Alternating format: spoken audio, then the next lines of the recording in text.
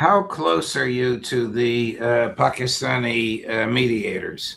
Are you close enough to ask them where the hell this is going? And Yes, we are. And Larry and I would say maybe 3-4 times a week, we send our questions directly to them.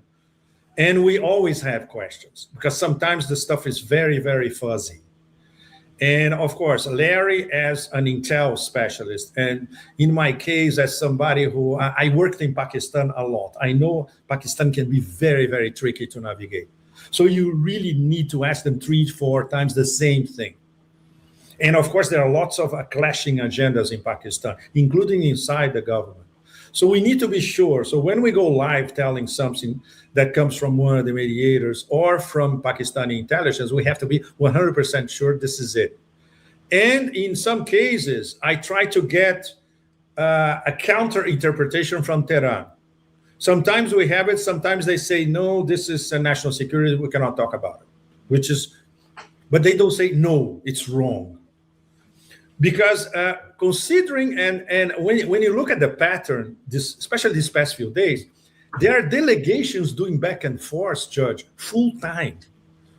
There's a high-level delegation of Pakistanis going to Tehran and vice versa. So they are talking all the time. And because they are the key mediators, there is an element of trust.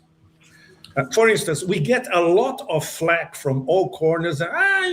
You are slaves of Pakistani intelligence now. No, this is not how it works.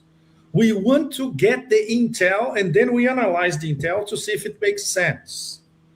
So far, I would say 90% of what we received is spot on. And we have always the opportunity to confront this information with our Iranian sources as well. But it's, of course, it's in the middle of a gigantic fog of war, everything. all right, given the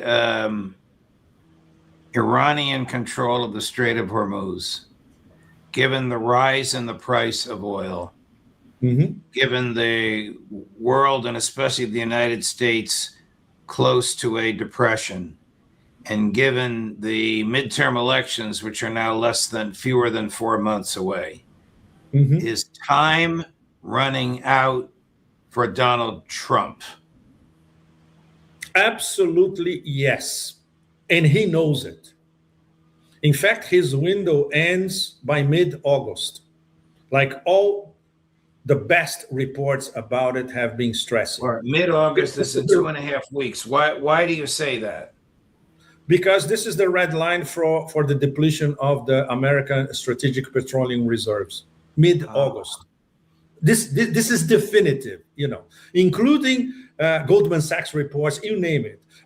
One of the reports that I received from one of my old school Beltway sources, he was correcting me in one of my articles and said, you forgot to mention the most important point. And then he gave a gigantic report with numbers. And I said, look, this is the red line.